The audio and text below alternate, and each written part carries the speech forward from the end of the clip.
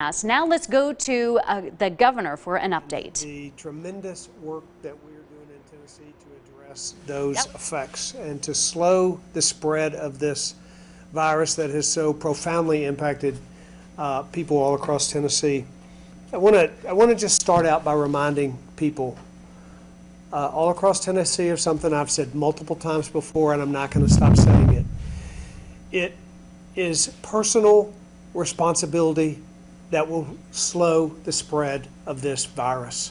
We can do a lot of things in government. I'm going to talk about a lot of things we're doing to help people and to help slow the spread and to provide for more supplies and equipment and prepare for what's coming. But what's going to slow the spread of this virus are the people of Tennessee taking individual responsibility. That's why social distancing really does matter. It really does matter. It matters that people wash their hands. It matters that they stay home. You know, we have a disproportionate number of positive tests. Almost the vast majority of our tests in Tennessee are for those under 40 years old. To the young people in Tennessee, it matters what you do out there to attack this virus spread, because people are dying in Tennessee as a result of COVID-19.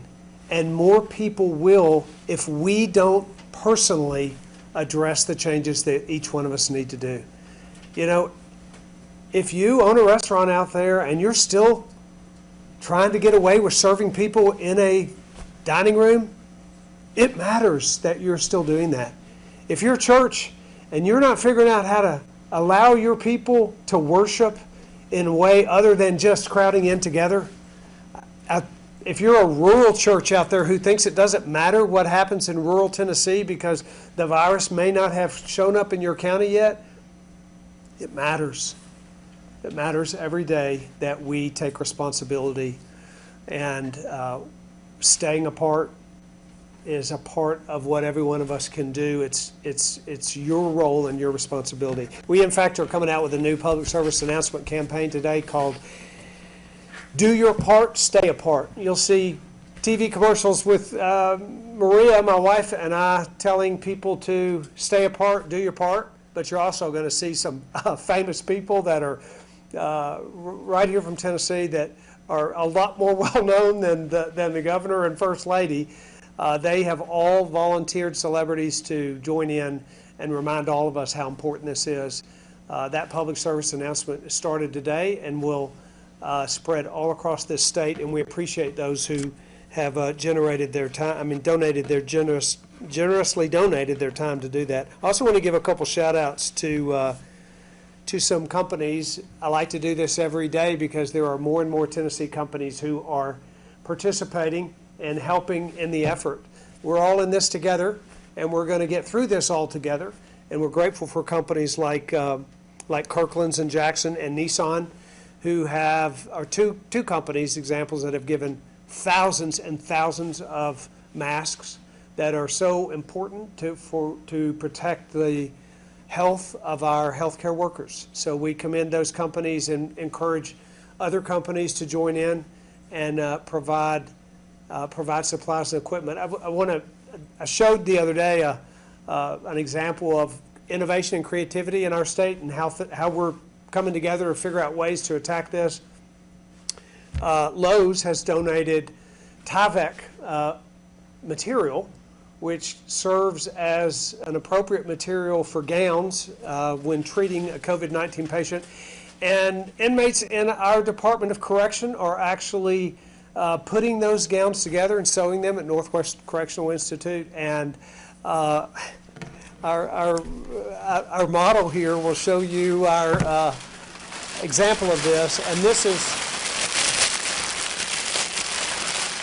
these are actually going to be gowns that will be used by healthcare workers to protect them and keep them safe. They're telling me you need to come right over here to show it. This will be used by our healthcare workers to keep them protected and safe while they are protecting COVID-19 patients. So we are very grateful for Lowe's for doing that, and we're also very grateful for the men and women in our correctional institutions that are putting these together. Thank you very much. Got to have a little fun with these.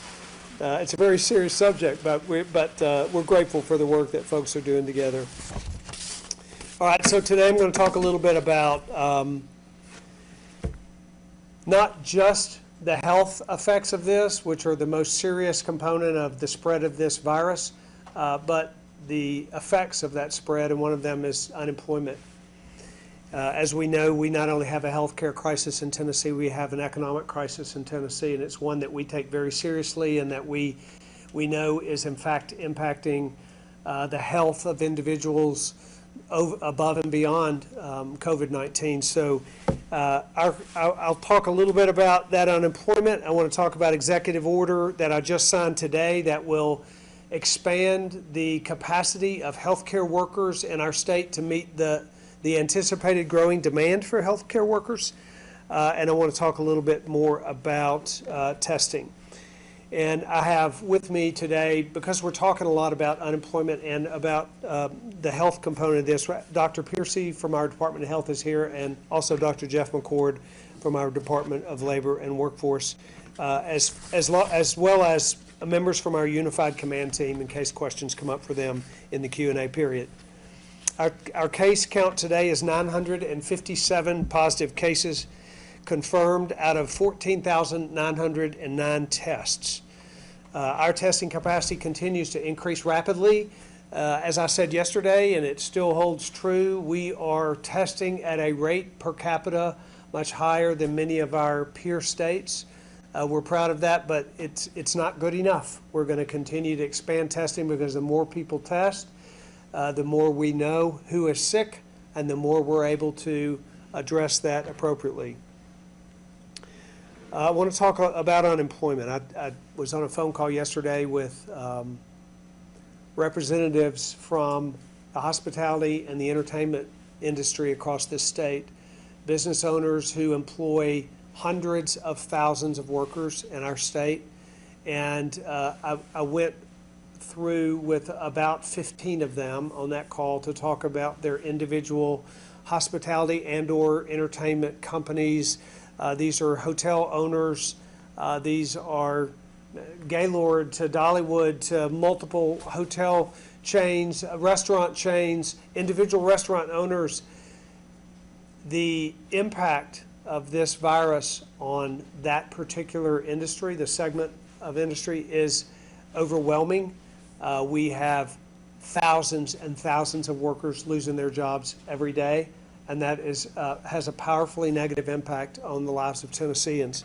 We, in fact, through Department of Labor and Workforce, reported that last week we received 39,000 new unemployment claims in the state of Tennessee. Now, to put that in perspective, the week before, we received 2,700 new unemployment claims, 39,000 this past week. That is a 1,300% spike in unemployment, and we know that it actually is going to increase as the weeks move ahead. There are profound implications to the spread of this virus, which is why it is so important that each of us do our part to look beyond when this virus is ravaging this state at its highest point.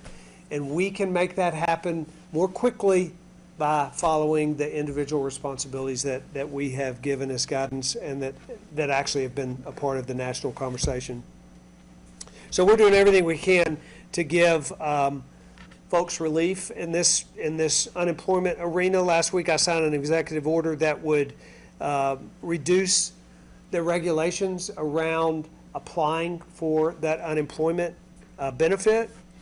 The state is spearheading a public-private partnership with the Tennessee Grocers Association and Convenience Store Association, Tennessee Retail Association, and Hospitality Tennessee to create something we're calling the Tennessee Talent Exchange. That partnership is going to provide an opportunity powered by jobsfortn.gov. The goal of the exchange is to provide an opportunity to match Tennesseans who are out of work because of COVID-19, match them with companies that are in fact currently experiencing a surge in business and making immediate hires. We've all heard that the grocery business is actually in need of workers. There are other companies in our state that, in fact, because of the changes in the way people are buying things across the state, there are companies that are hiring. So we want to create an opportunity for people that have lost their jobs to find those companies that are hiring, and that is available at jobsfortn.gov. Labor and Workforce is a part of this, and they have modified the workforce development website to quickly post job openings and match job seekers. So we want to continue to work with business leaders to make sure that their companies can endure and weather this pandemic, but we want to work especially with those who have lost their jobs and make sure that they too can weather the storm.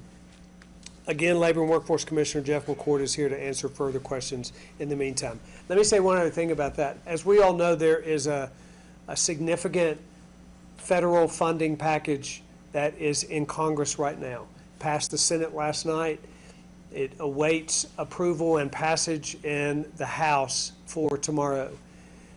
We certainly hope, for the sake of America, that that bill gets passed and that relief funding begins to make its way to the states. That relief funding will provide quick relief to businesses and to individuals. It will provide quick targeted dollars at fighting the spread of the virus itself. And I just want Tennesseans to know we don't know the details of that bill yet because it hasn't passed Congress yet. It'll be up for a vote tomorrow. When it does, we'll know the details of it. But I want you to know that in our unified command, we have already put in place structure, a finance structure, and put together a team and are working on the specifics of that team, but it will include the legislature, the comptroller's office, the governor's office, accountability structure that will make certain that when that money comes to Tennessee, it will be directed in the most effective and efficient way to help small business owners, individuals, entrepreneurs. It will help alleviate the unemployment challenges that we face, the uninsured in this state. It will be targeted to help individuals, businesses for economic relief, and it'll also be targeted at our efforts at providing expansion of PPE, medical supplies, hospital beds, and expansion of hospital personnel. So we are eagerly anticipating that. We anticipate it will come, the vote will come tomorrow, and then we'll have much to report about in the days ahead. Today I signed Executive Order 20, which will further mobilize more healthcare workers. It loosens restrictions around retired medical professionals to allow them to come back into practice without the time frame required previously for them to come in, without the restrictions around that. We've also temporarily suspended continuing education requirements for those practicing in the healthcare field so that they can continue to serve patients and not have to take time out to get continuing education. In an effort to improve access, we've called for access to patients and yet maintain social distancing. We've allowed for the availability of phone assessments for individuals with mental illness or emotional disturbances. Mental health will continue to be a priority for this administration through the pandemic, and we want to make sure that people can access mental health services without having to come into contact with a mental health service provider. So that is made possible through this executive order. It also expands telemedicine efforts. All licensed providers now may use and utilize telemedicine in serving their patients during COVID-19, as long as they're practicing within their normal scope of practice. Those are a few of the multiple details in this executive order number 20.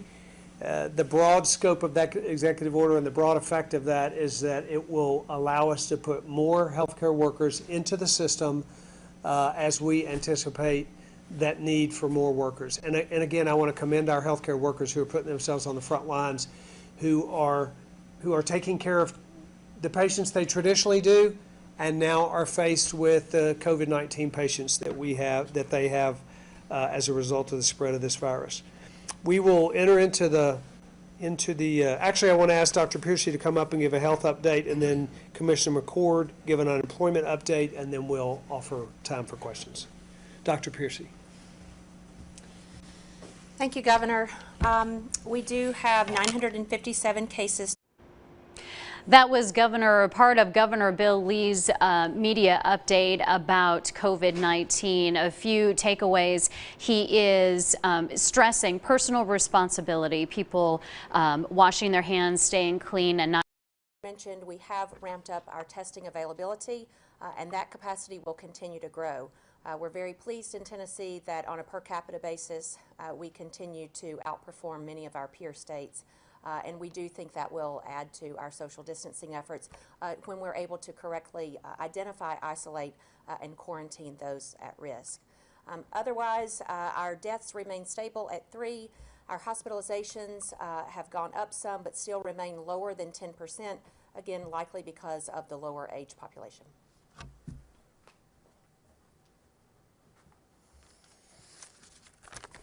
Hello, I'm Jeff McCord, Commissioner of Labor and Workforce Development, and as the Governor mentioned, we are in unprecedented times, setting records that we don't want to be setting. We are like the rest of the country in not only the volume, but the suddenness of the volume. And we have done on the front end some policy changes, but also we can't do business the same way that we're doing it now. So on the process side, late last week, we began transitioning some of our resources, some of our people resources to help with the claim process. And so today we have 100 more people than we did Monday actually working on claims. We have also upgraded our systems late last night so that we get more timeliness on the system side. And also working with our employers to do partial and mass filing claims without going into it. It reduces the cycle time that people are going to get the benefits that they're owed, which remains our 2 primary goals. One is to be able to accept claims easily, and secondly, to be able to pay those who are eligible fast. So we are working towards that, and again, as the Governor mentioned, seeing opportunities to transition employment. We are, with the Tennessee Talent Exchange, we can move people to jobs that actually do exist while we're experiencing the job loss from other industries. Thank you, Dr. McCord and Dr. Piercy, and we have others here as well to answer questions. So why don't we move into the question phase? All right, at this time, we'll go ahead and proceed with questions. First up, we'll go Natalie Allison with the Tennessean. Natalie, your mic is unmuted. Hey, Governor. Hey, Natalie. I know that you all are still awaiting information about the federal bill that's moving through Congress, and you alluded to more information coming from that. But at this point, based on what you do know, what can you tell Tennesseans who are small business owners about what they could potentially expect, and what will the state's role be in allocating that money? Can you talk a little bit more about what you do know at this point? Yeah, And how soon that money could be coming down? They said it could be a couple weeks. Yeah, that's right. We expect that there'll be guidance on it quickly. The actual distribution could be a couple weeks, and it's very hard to speculate on what that relief might look like. We do know that we believe that it'll be somewhere between $2 and $3 billion for our state, which is a significant amount of money. But as you know, when you consider unemployment claims of 40,000 a week, those are big numbers, and there are huge economic losses associated with what's happening across this state. We have hotel companies that are operating at 10% capacity. We have major entertainment companies in the state that have laid off 90% of their workers.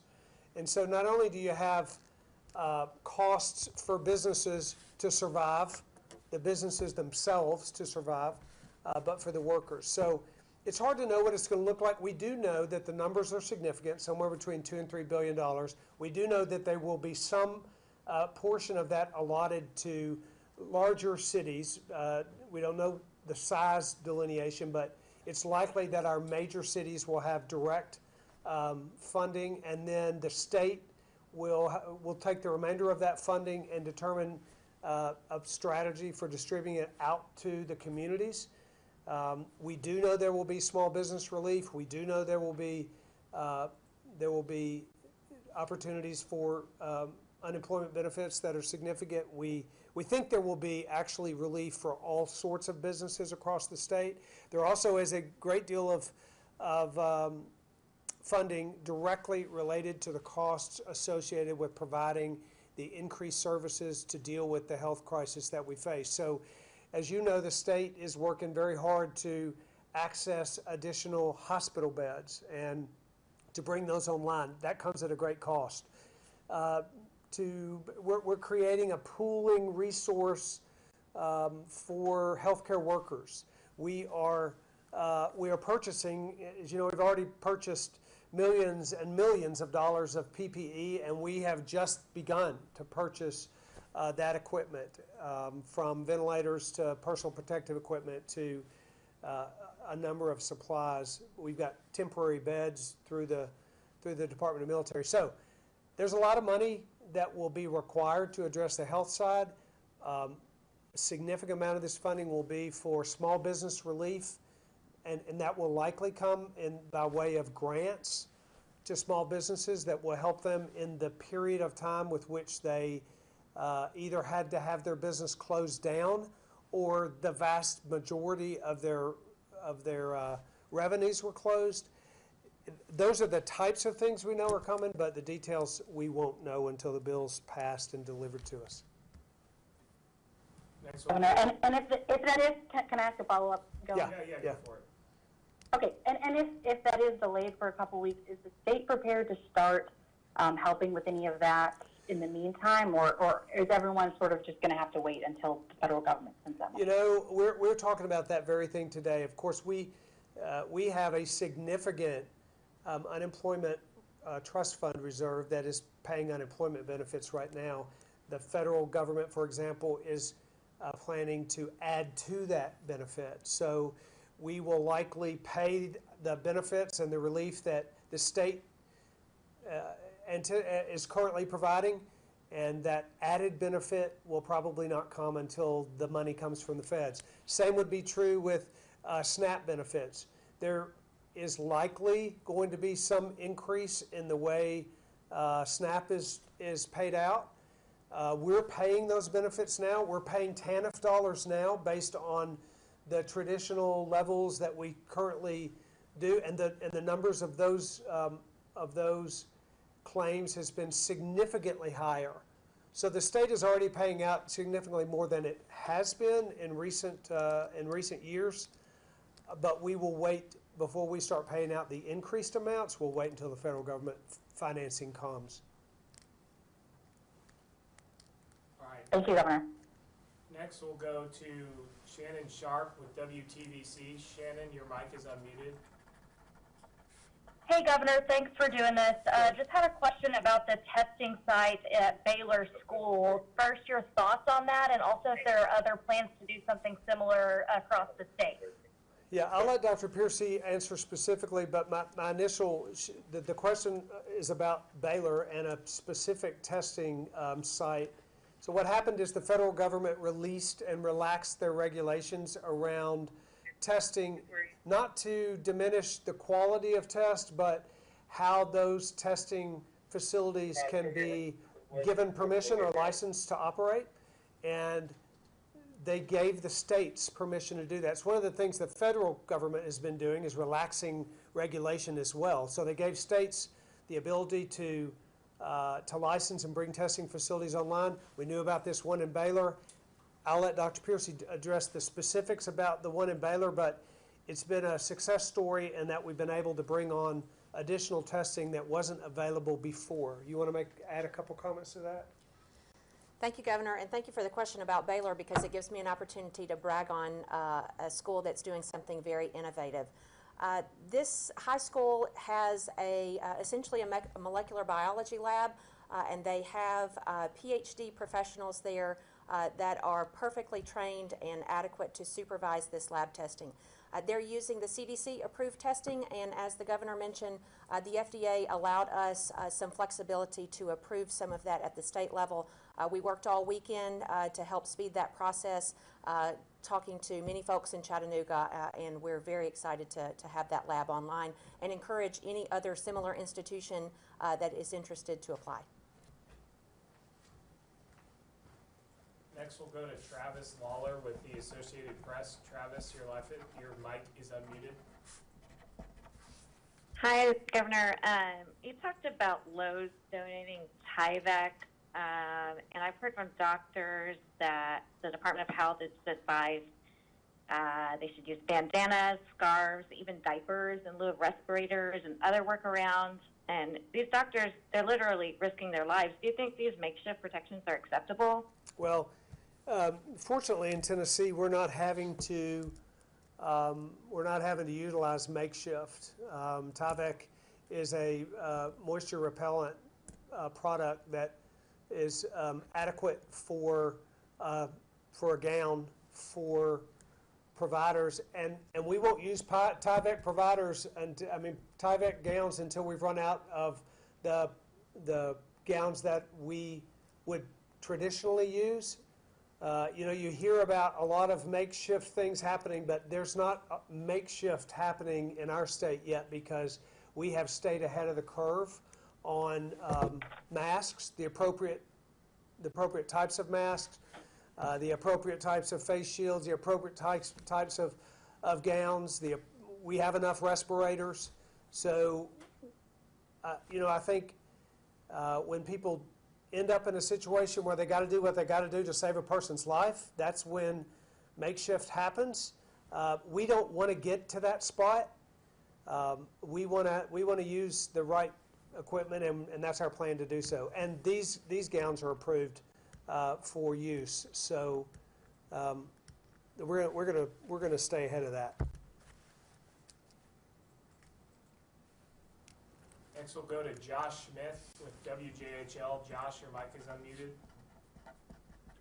Governor Lee, thanks so much for taking time to answer questions. I'd like to understand more, if you could, about your thinking regarding increased actions to require people who live in Tennessee to stay at home. Here in rural Northeast Tennessee, the Regional Health Office said yesterday for the first time they're now seeing community spread of the virus. The dean at Quillen College of Medicine here at East Tennessee State University said this week he believes it's time for government leaders to issue a shelter at home.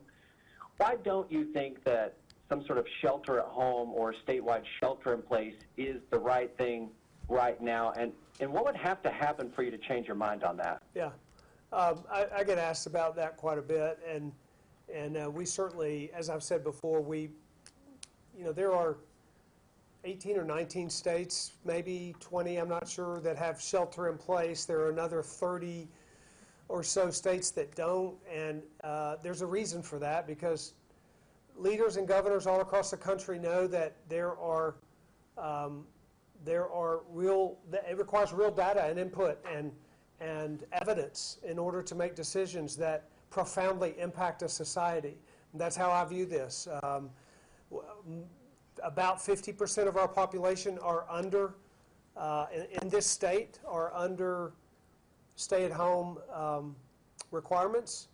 And those populations are in the most densely populated areas of our state, which is what makes sense. I've commended the leaders from those communities who have chosen to use a more aggressive stay-at-home policy for the protection of their citizens. I've commended them, and we are working together to have an overall strategy.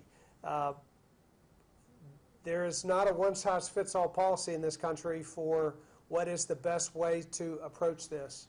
And what's happening in a rural county or in your district is different than what's happening in downtown Nashville. And that's why you have different things going on across the state. But as I've said before, I talked to epidemiologists, 5 of them yesterday, as a part of understanding what we believe is happening across this state. And I'm talking to business leaders all across the state, and I'm talking to governors all across the country.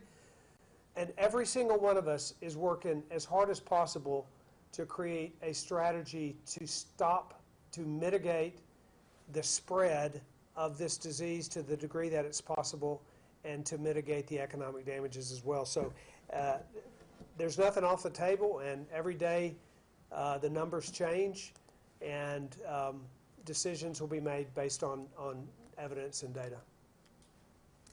So accurate to say you're open to it, just not right now? Is that an that's accurate right. description? Yeah, that's right. All right, thank you. Mm-hmm. Next, we'll go to Sam Stockard with the Daily Memphian. Sam, your mic is unmuted. Governor, how you doing today? I'm well, Sam. How are you? I'm hanging in. Hey, I understand that there are some states that are making projections on the number of cases and severity, and wonder if Tennessee is able to reach that point, and if not, come up with some sort of model for projections. You know, why not? Because wouldn't that help you prepare? Yeah, I've actually worked with, have requested and am working with Vanderbilt to get a projection right now that's unique to Tennessee. You know, there are a lot of projections out there, and they are all over the board, and they're not helpful because they're all over the board, and they're based on a number of different states and different populations and different densities. And so I have asked for a modeling that is unique to our state, and we think we'll have that model within a day or so. That'll help inform decisions around next steps.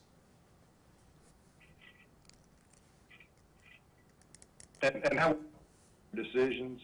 I'm sorry? How will that shape your decisions on what you do? Well, we'll know a little bit more about the projected number of cases, potentially, hospitalizations, the need for bed capacity, how the projected quantities of hospitalized patients over a certain period of time will match with the capacity we have for hospital beds, for example. All of those things are connected to personal protective equipment, number of ventilators. It also might give us some information on where we can expect the greatest outbreaks. I mean, certainly we know that Nashville is where the hotspot is right now, but there may be other places that modeling will show movement. So there could be a number of things that it would inform. Thank you. Next, we'll go to Stacy Case from Fox 17. Stacy, your line is unmuted. Thank you, Governor. Does your PSA go far enough? Thousands of doctors and nurses are signing a petition asking you to issue that statewide stay-at-home order just to clear any confusion. The public service announcement? Yes. Does it go far enough? Doctors and nurses are asking that you sign that stay-at-home order to clear up any confusion. They're afraid people just won't stay at home. Yeah, well, we are encouraging people to stay at home at every turn. You can't get into people's homes and find out what behavior they're having, but we certainly can encourage them to do it, and we can every opportunity we can through public service announcements, through stay-at-home restrictions that we have in our major cities across this state and in multiple other areas in Tennessee. There are a lot of things that we can do to encourage people to stay home. At the end of the day, Tennesseans are going to have to take personal responsibility to protect the lives and the health of their neighbors. That is what is going to turn the tide for this, and I'm proud of the way Tennesseans have responded, but we have to become even more responsive, and I believe that's going to happen. Quick follow-up. We're hearing of a backlog of tests in the private labs. They're days, if not weeks, behind getting the results back to patients. We're hearing from people who got a test last week, for example, and don't have their results. Are you aware of this, and what are we doing to fix that? Yeah, Dr. Christie might add to this, but we do know that with the ramping up of testing, so we're getting more tests out there and more people are getting tested, and that has in part contributed to the fact that test turnaround time is slower. But there's a new technology coming on board actually on Monday that will allow a series of our tests to have a 45-minute turnaround. There's another technology that gives an hour turnaround. So as testing increases and as new technology is brought on board, I think we'll see those numbers change, but we are aware that when we really ramped up testing, what we did was ramp up the load, and actually it's national. There is these labs are, many of these private labs are receiving tests from states all over the country, and there's been such a push to increase the number of tests in this country, which is a very good thing, but one of the unintended consequences of that was longer lag times on the results of those tests. I think we'll see those improve as well. Dr. Pierce, you have anything to add to that? Thank you, sir. So I want to be clear that for high priority tests, we are still able to test those in the state lab. You'll notice on our website that we have two different lines for tests. We have the state lab test, and then we have commercial labs. You're exactly correct, and as the governor mentioned, because of the high volumes that they're receiving, sometimes there are 3 to 5 days of lag time before the results come out in the private labs.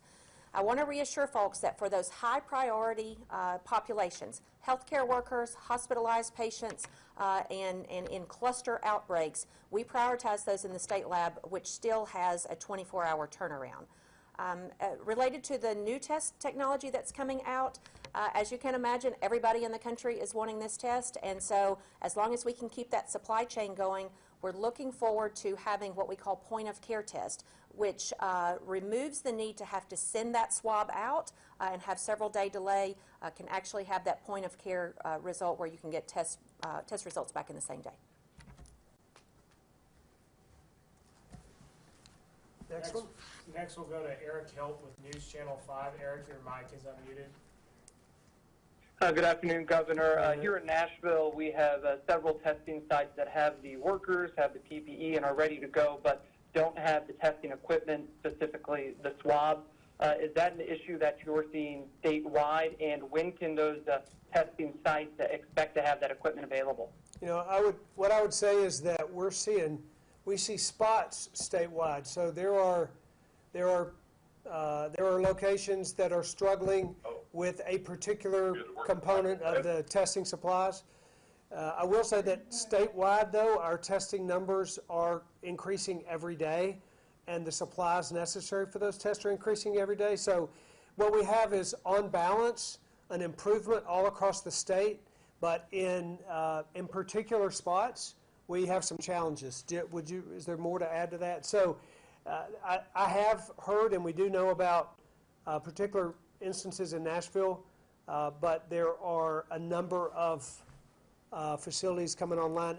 And by the way, we are, beyond your specific question about Nashville, the National Guard today, as was said earlier, has been deployed to stand up really and support 15 or so remote assessment facilities across the state, and that's happening as we speak. So the ability to assess and test is rapidly increasing. There are going to be some challenging spots, and apparently that's happening in some test sites in Nashville.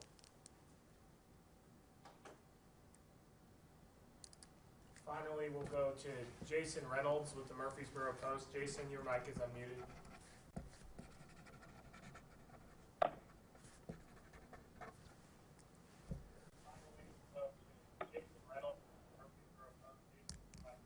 Jason, we can't hear you. If you could speak up, please. Okay, I'm here. I'm sorry. I'm having some troubles on my computer. You mentioned national testing sites, but in Rutherford County, they've not been listed on the Department of Health webpage for having any testing sites. There were some briefly, I think it was last week, and then the county came back and said, no, those aren't available anymore. Do we have any testing sites? And if we have tests here, how many tests do we have in the county? I'm going to let Dr. Piercy answer that question for you. Thank you for the question about Rutherford County testing. I want to reassure you that there are multiple providers all across the state, both in clinics and in hospitals and health systems that are providing tests on a daily basis. That's why our first advice is to always call your provider if you think you need a test, to not only be screened but also to be directed to where to go for testing. As you mentioned, there are some remote assessment sites, and as supplies wax and wane, sometimes those sites come on and off the list. But you always call your provider, and the health department in every county has the ability to test. The 35 sites that the governor mentioned are ramping up today, but that's just a supplement to what we've already been doing. So we have not heard of any particular shortages specific to Rutherford County. That's all the time we have for questions at this time. Governor, would you like to make a closing statement? Yeah. Thank you all for giving us the time. Thank you, Tennesseans, for responding. For those who, I'll say again, for those who haven't taken it serious, it's time. It's time that we do that. Look at the numbers changing. It's time that we do it. So step up, do your part, and stay apart. Thank you for having us. We'll be back again.